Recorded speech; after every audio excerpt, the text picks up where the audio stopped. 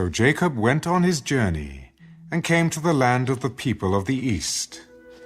And he looked and saw a well in the field, and behold, there were 3 flocks of sheep lying by it, for out of that well they watered the flocks. A large stone was on the well's mouth. Now all the flocks would be gathered there, and they would roll the stone from the well's mouth, water the sheep, and put the stone back in its place on the well's mouth. And Jacob said to them, My brethren, where are you from? We are from Haran. Do you know Laban, the son of Nahor? We know him. Is he well? He is well. And look, his daughter Rachel is coming with the sheep. Look, it is still high day. It is not time for the cattle to be gathered together. Water the sheep and go and feed them. We cannot until all the flocks are gathered together, and they have rolled the stone from the well's mouth. Then we water the sheep. Now while he was still speaking with them, Rachel came with her father's sheep, for she was a shepherdess. And it came to pass, when Jacob saw Rachel, the daughter of Laban, his mother's brother, and the sheep of Laban, his mother's brother, that Jacob went near and rolled the stone from the well's mouth, and watered the flock of Laban, his mother's brother. Then Jacob kissed Rachel, and lifted up his voice, and wept. And Jacob told Rachel that he was her father's relative, and that he was Rebekah's son. So she ran and told her father.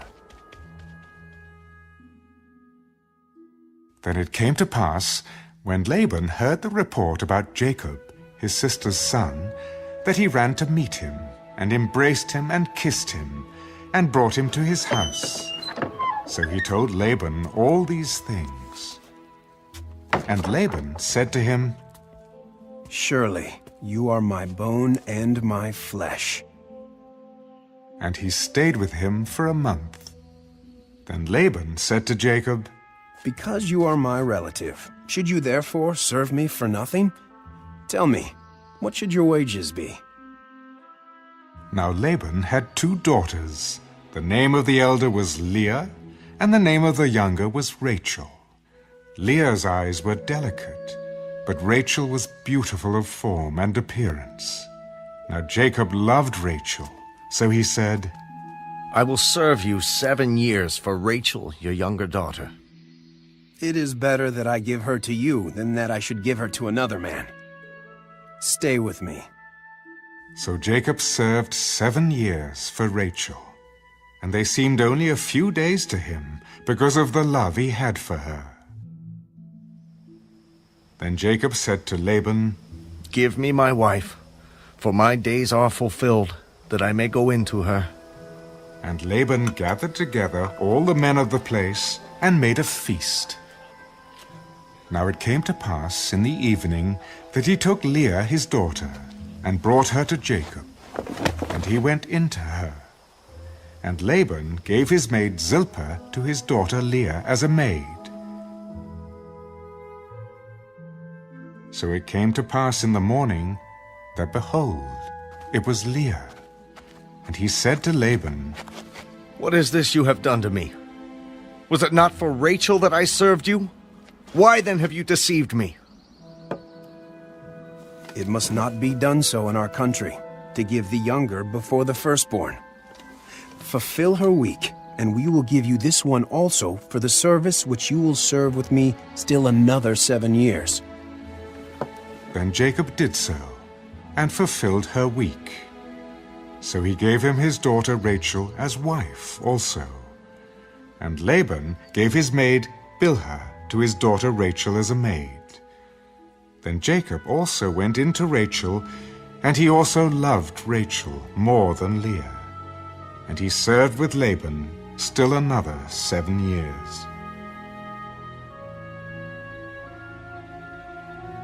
When the Lord saw that Leah was unloved, he opened her womb, but Rachel was barren.